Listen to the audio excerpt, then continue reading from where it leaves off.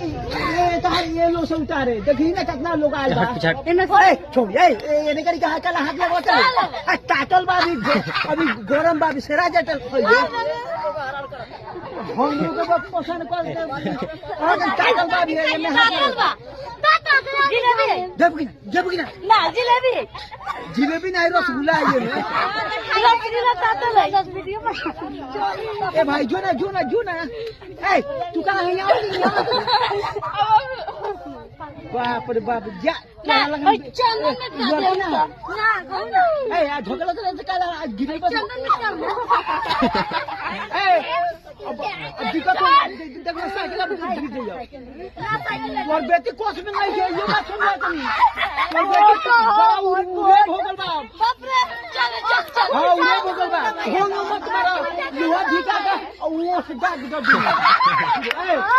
ए